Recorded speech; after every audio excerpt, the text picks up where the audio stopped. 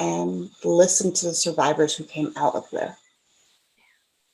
Really listen to us because we're begging to be heard. I was shut away for 3 years and there was no recourse for me. And I was a child.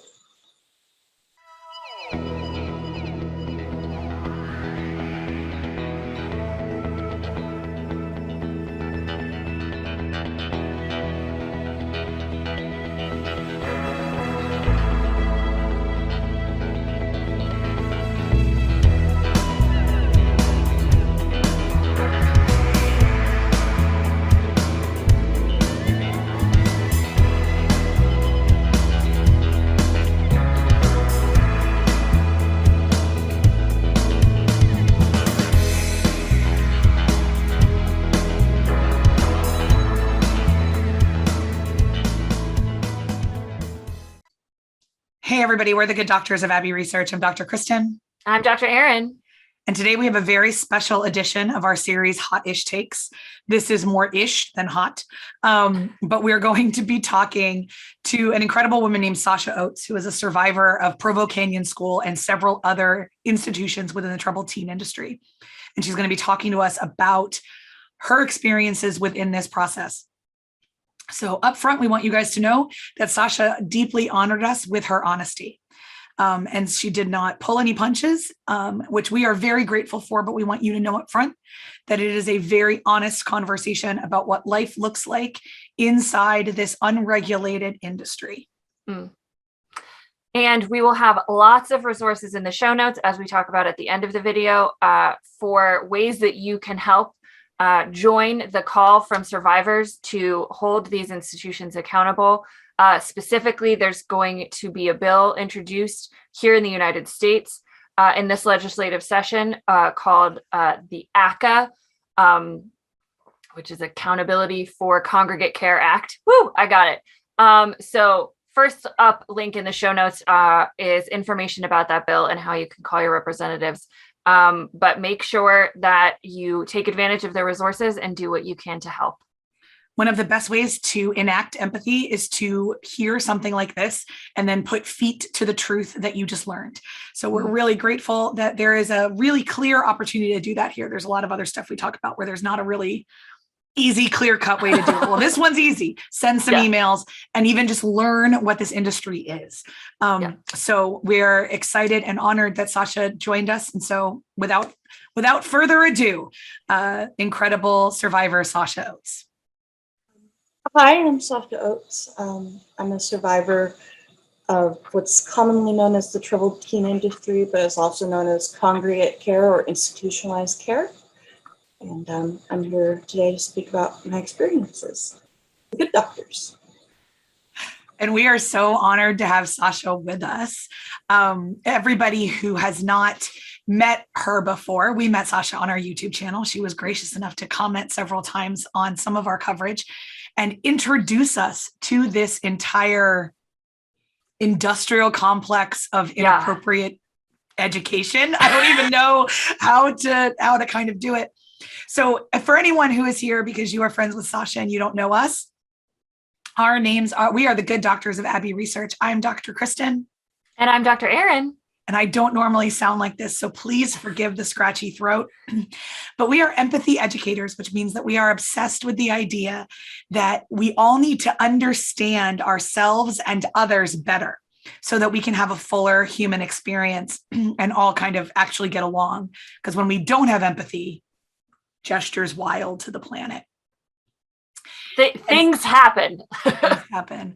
So we like to use our YouTube channel to have conversations that maybe aren't normal dinner table conversations for the general populace, because there's a lot of people that need to know things about the planet that they don't know it. And Sasha's life is certainly one that, with her gracious generosity of sharing her story, is one that all of us kind of need to know about, to be completely honest, because as I've started to dig into some of the research that Sasha's graciously provided us, this impacts, if we want to do a conservative estimate, probably an eighth of the US population, with the ripples out of what it looks like. So it is not a small problem at all, this abusive industry. So before we turn it over to Sasha, Erin, do you have anything else you want to say?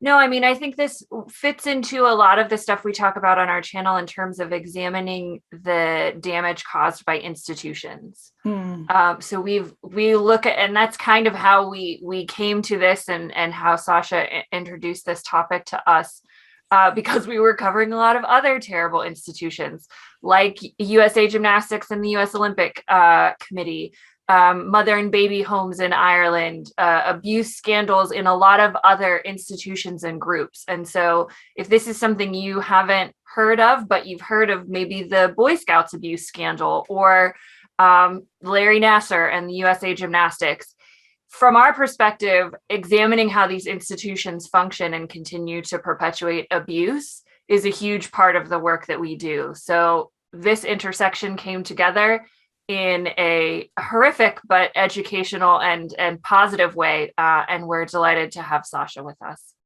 Yes. So Sasha, if you would be so gracious as to tell us your story. Well, I've struggled with mental health issues for a lot of my life, and part of it is, upbringing when you have a traumatic upbringing, and part of it's probably genetic, but when I was a teenager, I was very much struggling with depression, self-harm, anorexia, suicidality. And when my mother lost custody of me and I moved households to my father, he didn't really understand how to deal with that. And my school recommended, as well as other people, that I go into residential psychiatric care at the time. I was having several psychiatric hospitalizations because I was self-harming and because I was having suicidality at the time. So when I was 14 years old, they hired a transport company. My school district paid for this through IEP, actually, which is Individualized Education Plan for anyone who doesn't know that. For disabilities. How people get into the system is very varied. Medicare, criminal justice system, private placement, they try to get as many avenues into it as possible. My way just happened to be a school district. I was 14 years old and I was sent to Provo Canyon School in Orem, Utah, which has both a boys and girls campus. I stayed in residential facilities for 3 years until I was 17 and I graduated high school, which means that my IEP ended, which is why I was able to get out finally. A lot of people do just age out at 18. And it was not a pleasant experience and not helpful, though it was intended to be at first. Provo Canyon School. Oh, please, could I go back to the phrase transport company, please? Because I don't, before we kind of get into Provo Canyon, which people may have heard of because it is where Paris Hilton was sent. So you may have heard of that phrase before, but this is a piece that shocked me personally about this apparatus, is how so many of you are taken to these schools. So could you explain transport company, please? So transport company is a little niche industry that a lot of people don't really understand, but it's definitely a huge part of this industry. My transport was not as traumatic as many people's, thankfully, because I went directly from a psychiatric hospital to Provo, although they did, they handcuffed me and put me on a plane with, 2 strangers. So I was definitely nervous and not really a danger to anybody, but at the time I maybe was 90 to 100 pounds soaking wet. Very intimidating. And so, they have 2 strangers, they put you in a black SUV or whatever vehicle they have at the time. And many of these people have military or police training. And they transport you as if you are a criminal. Most of the time, children are waking up in the middle of the night so that they're not prepared, and they're told to, they take them physically. And I've heard this line from several people: you can go the easy way or the hard way. And in fact, many people believe they are actually being kidnapped from their bed until they see their parents allowing it to happen. So they are not aware of what is happening at this time, or that they are going to a place.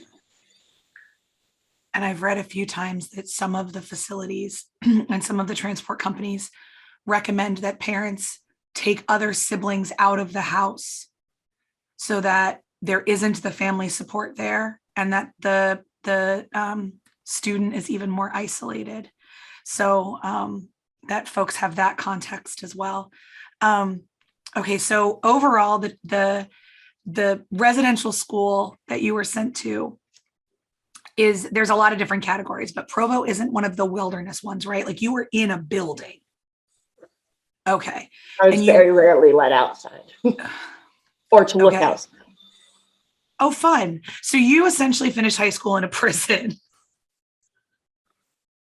Great. That's wonderful. I had several facilities. So when I did get to a California facility that I didn't consider abusive, I did get outside time. Okay. And such. So for the last year or so, I did get some help. But for the other placements, because I've been in Utah, Montana, Oregon, and then finally back to California, which is my home state.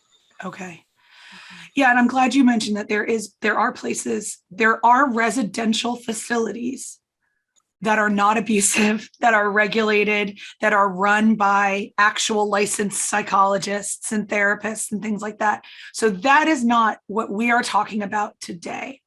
Today, we are talking about the wildly spawning, unregulated monster that is what is known colloquially as the troubled teen industry. So just so the listeners understand, we're not talking about every single facility that trains teenagers around the country. We are sadly, though, talking about a decent majority. And it's highly unregulated. Even the really good ones are unregulated. They are regulated by the licensure boards of the people that work at them. But there's not a mechanism that makes sure that kids are safe outside of those individual professional licensure boards. Yeah. So back to Sasha. So you get to Provo. So you got off the plane, you're in Provo. And what did a day look like at Canyon School? Did you have to do therapy? Did you go to like classes? What did it look like? It differed depending on where you were in your program. So at first, for the first 2 weeks, you're in what's called orientation, which is a separate unit, and it's connected to the detention unit. It's actually the same hallway, but there's a door in the middle. And that's where you get to learn your place. This is break you down usually, and they actually warn the parents that they're doing this to make you a better person. So you are not allowed contact with the outside for the first few weeks at all. And that's really important to the process, is to isolate that person. Yeah. And again, I apologize if I'm saying a lot. Usually the procedure is, you're stripped, your cavity searched. Doesn't matter if it's male or female. They'll do whoever they have on staff. There's, the labeling of every one of your items. So you are assigned a number when you enter in, and that is your identity when you are part of these placements. For mine, I was no longer Sasha. I was 316. They recycle these numbers as well. So there are other 316s out there, depending on who is there at the facility at the time. So that number goes on all your belongings, including glasses, including underwear, and you're not allowed very many belongings either. I think 3 or 4 shirts, a couple things, some pairs of underwear. And they teach you the rules, and there's a lot of rules. And you get a little bit of a grace period, but then they start enforcing the punishments for rules, and you start to learn the system. You also do have a school that was downstairs, and for a while I was allowed to go there. But because I had issues with self-harm and eating, one of the punishments was to deny school, which is also fairly common. Well, that feels like that's really in line with your IEP. Yes, absolutely. Okay. So quite a bit of the time, because I did have severe issues with self-harm at the time, and because I was anorexic and didn't feel like eating quite often, I was punished a lot for that. There's not really a support for that. It's more consequences. That's There a really is a good therapist, distinction. but Yeah, I mean, that was going to be one of my questions was with something like a medical diagnosis like anorexia or self-harm or a mental health issue, was that factored into your treatment? Or like, because one of the things we've talked about a lot with this industry is the kind of its origins out of the punishment of deviancy. So many young people end up in these places because they are not fitting society's norms for whatever reason. And so that I was curious if it sounds like you were being punished for being deviant, but I don't want to put words in your mouth.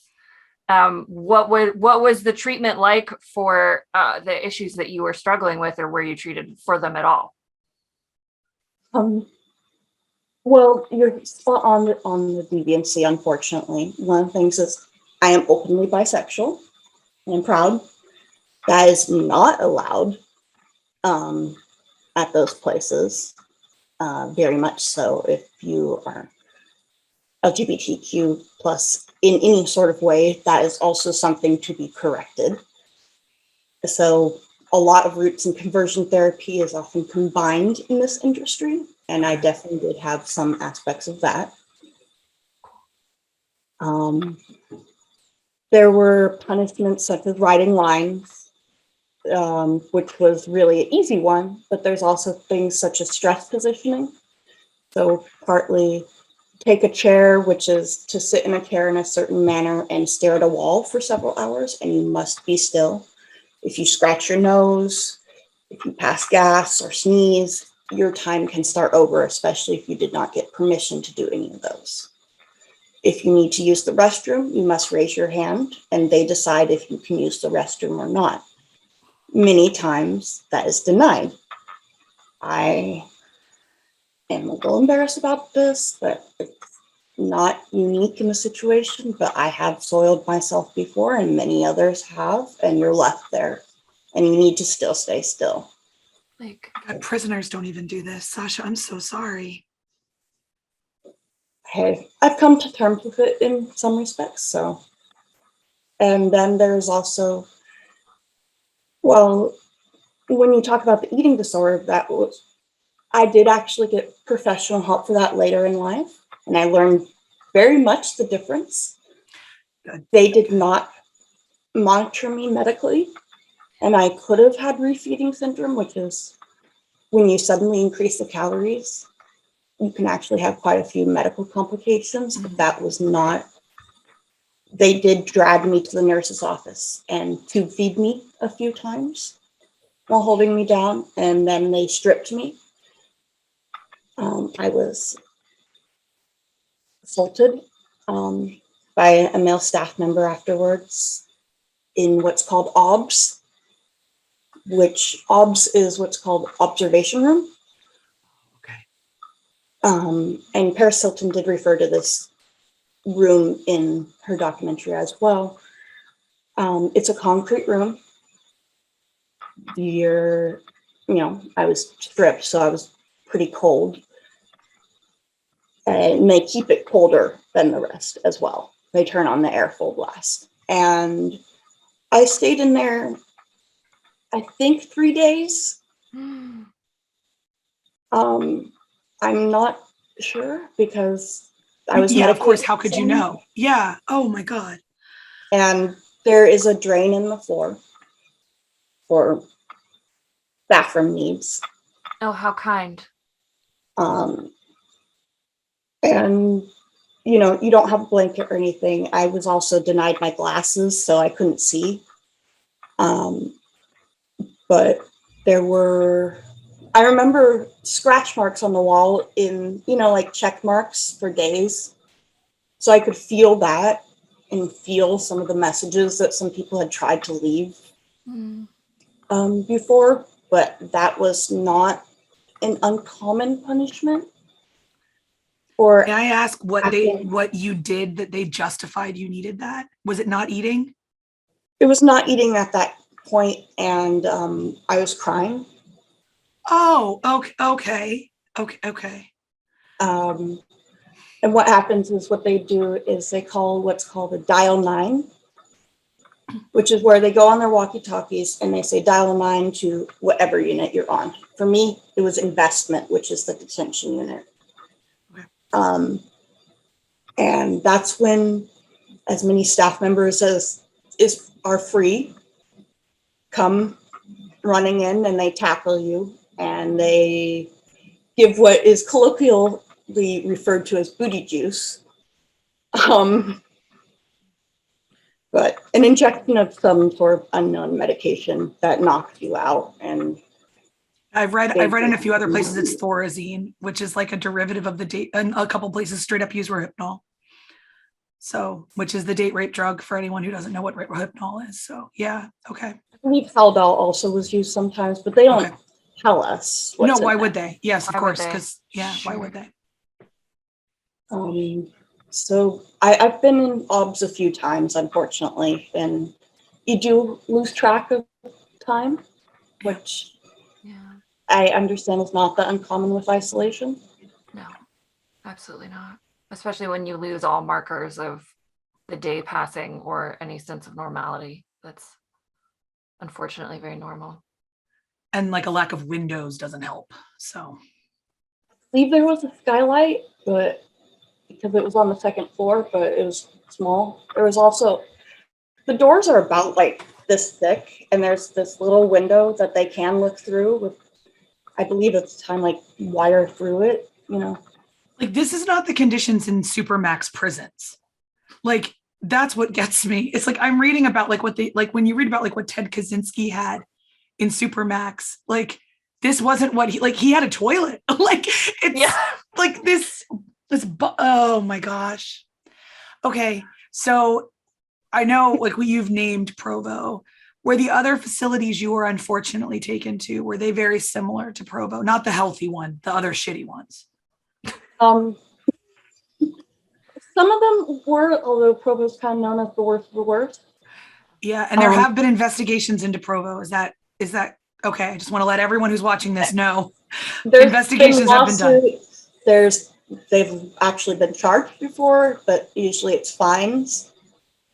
They're allowed to stay open. I think they've been open for over 50 years at this point. But I mean, even the Wikipedia article has like bare minimum. If you look at their Wikipedia article, their controversy is there, and it's definitely not the first, and I'm sadly not the last to speak out about this. Yeah. We're so grateful you chose us to tell your story, so please continue. There were similar rooms in Montana as well as Oregon. And actually, when I was in Oregon, that was Pendleton Academies, and that was actually shut down by the state while I was there for abuse and deficiencies. This is the one you told us they made a police station, right? Yes. Yeah. The police were so familiar with it, they decided to just make it their new police station. And they already had locked rooms and the infrastructure because it had the electromagnetic locks. It should really tell us everything we need to know. Like that When you told us that, I thought that was such a perfect encapsulation of this industry that like, oh, well, we can't use this building anymore because it was used to abuse people. What can we turn it into? A police station. Police station. Yeah. Yeah, they actually they had the most 911 calls of any of in the area, that specifically, and it was featured in the local news, in I believe like the Oregonian or something like that. I'm Yeah. sorry, I'm not familiar as much, and they didn't allow us to have news most of the time. Yeah, But because it you was weren't described humans. as one flew over the cuckoo's nest for the younger set is the line that stuck out to me, and I definitely laughed because Yeah. for me, that place was much better than Provo. So the fact that the place got shut down, I'm like, but this is the nicest one I've been to so far. It's the least abusive so far.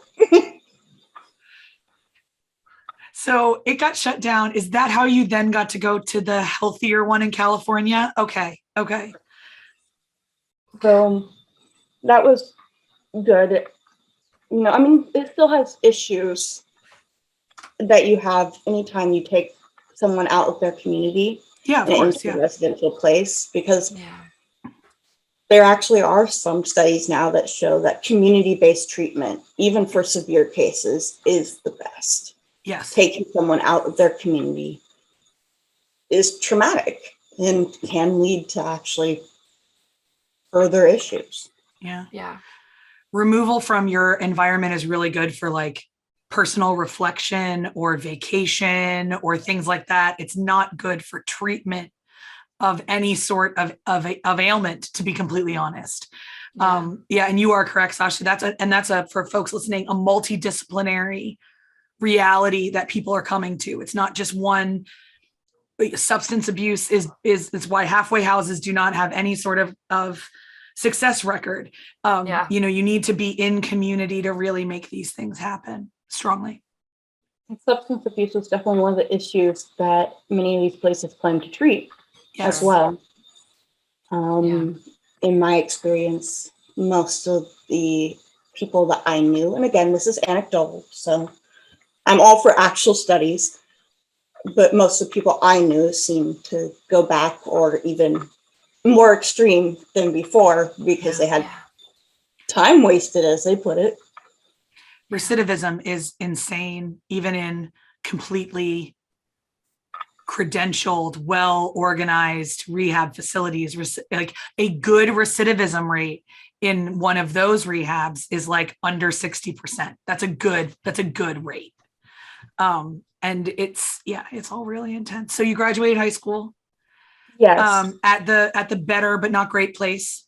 Mhm. And then at that point, I can't imagine that as a 17, 18-year-old, they had given you the tools to like unpack what had happened. Like, did you know at that point it was as abusive as it was, or was this a bit of a revelation? Both, to be honest. I knew that it was wrong. I had grown up with a lot of abuse already. So when I first got into it, I was unfortunately sort of used to it and kind of figured that was my lot. Bad deal. This is my lot in life. And I know that some people see that and they're like, well, how could you not realize? I'm like, Easily is because the my answer. normal was so skewed. Yeah. But I moved back home after a few months. My relationship became estranged with my father, and I moved out Okay. and eventually moved into my now husband's apartment. I worked retail for a while, and then actually I ended up working in the mental health field myself for a while until I became physically disabled with something I believe you've covered on your channel before, Ehlers-Danlos syndrome. So I still have mental health issues. I still manage them as I would my other chronic illnesses. I did have trouble reaching out for care for a while because I had such negative experiences with the psychiatric industry. Yeah. But there are a lot of great places and people out there to help, thankfully, that are not that way. Yeah. This industry is really strongly connected, especially now, to the juvenile justice industry as well, unfortunately. Although from most, again, no studies, anecdotes, but from most of the people I knew there who had been in juvie said they vastly preferred juvie because they had far more rights there. No, And I've read some studies that say that, Sasha. I've read the data backup, so it's that feels common. It would make sense because we're slightly better at regulating criminal justice. Slightly. There's especially for juvenile, because it's not quite as privatized. Right, because we're still dealing with minors. Yeah, it's not quite as privatized. Yeah. Yeah. Well, Sasha, if the folks watching, this is their first time encountering this kind of thing, what would you like them to know about survivors? I would like them to know that we're not just crazy or rejects of society, because that is what they really tried to instill in us, is that you are here because no one wants you in the world. No one wants you in regular society. They will shut you away. And unfortunately, that's how we deal with severe mental illness sometimes, although I can tell you that not everyone there was even mentally ill. Some of them were just for the crime of being gay or neurodivergent like myself, or various things, whether they listened to rock music and their parents didn't like that, or anything. There were people there for very small things. I would like them to know there's not much regulation right now. Most states don't even know all their facilities in their own states. There's not even really a central database of deaths, which are common in these placements, unfortunately. Abuse reports are not usually public in many states.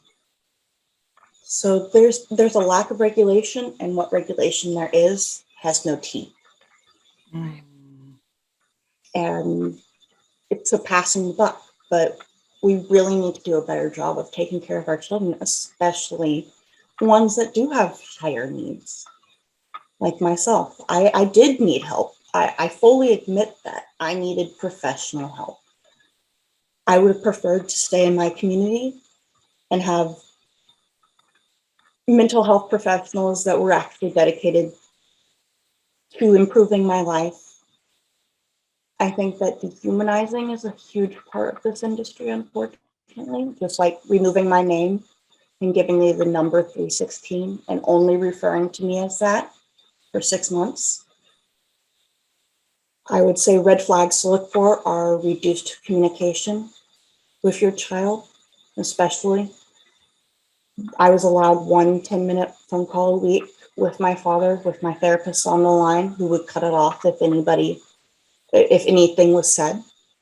They do read mail, even though they say they don't.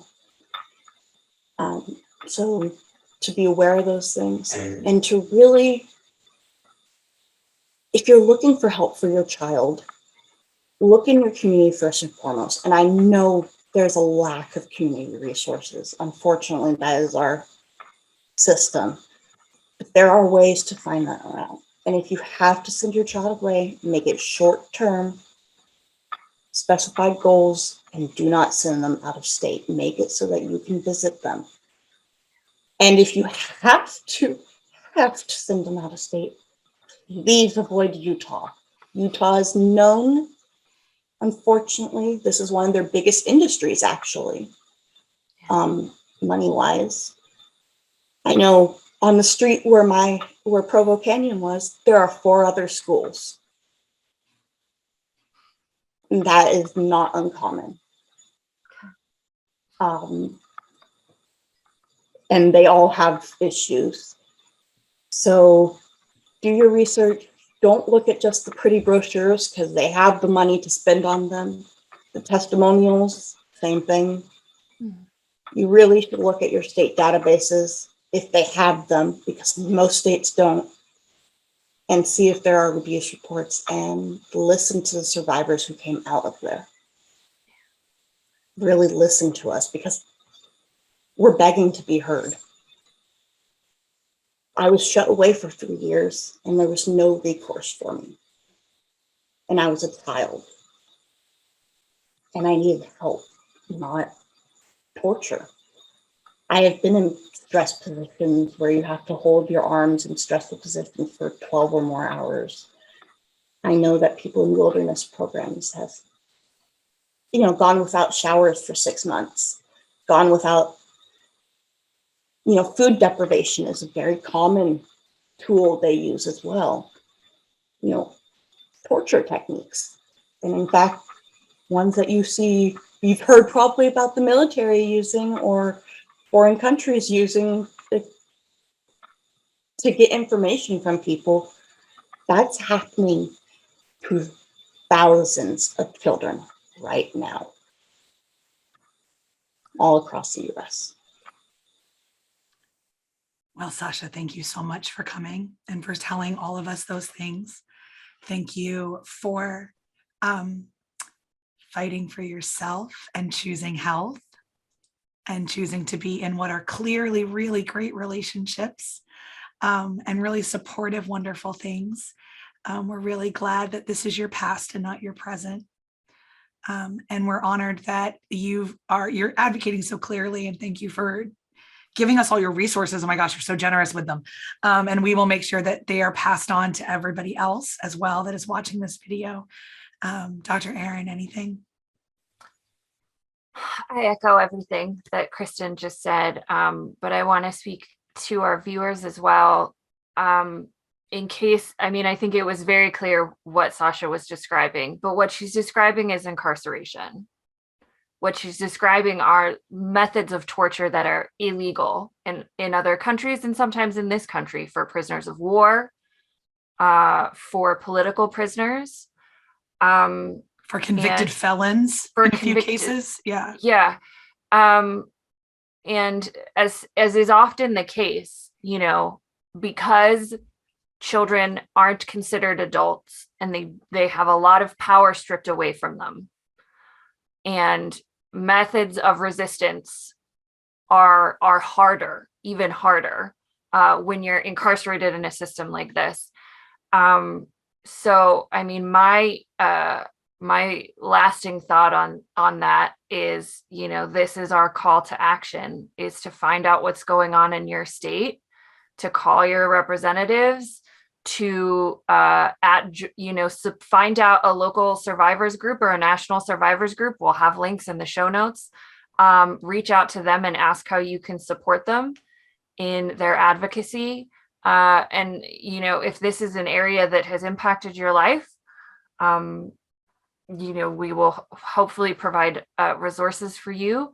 If this is an area that has not impacted your life, it's time to be an ally and start speaking out against this industry. There are a lot of great organizations out there. I recommend finding one that fits you. And also, federal legislation is planning on being introduced this year in this legislative session. Yeah. ACA, Accountability for Congregate-Care Act. I believe that's going to be released this month in a couple weeks. Yeah. So that's a joint effort with a lot of different people. Hopefully there is some change in accountability. A Bill of Rights for youth would be a really great thing as well. Yeah. So we will have information on ACA and, start there. Start by calling your local representatives, sending them an email and telling them that you want them to support this legislation and push for more regulation, because we've got to protect these kids. Well, Sasha, thanks once again for joining us. Everybody, as we've been saying before, there's going to be links below, but also what's going to be linked is our ongoing resource list that we've made about institutional abuse. And there's lots and lots of, it's a living Google Doc that us giant nerds keep adding to the more that we find. And so we offer that free of charge access to these resources that we've done the the legwork on finding and on this particular list, several of Sasha's wonderful resources are on there as well. So there's going to be a wealth in the show notes, but also we will continue to cover this topic on this channel. So please subscribe. If you are not already a Good Doctor subscriber, please subscribe to the YouTube and hit the bell for always so you don't miss any of our topics. We talk about how to be a better human in a lot of different areas of life, and this is just one of them. So on behalf of our incredible, wonderful, brave, and kind and generous guest, Sasha Oates, I am Dr. Kristen Donnelly. I'm Dr. Erin Hinson. And we'll see you next time. Bye.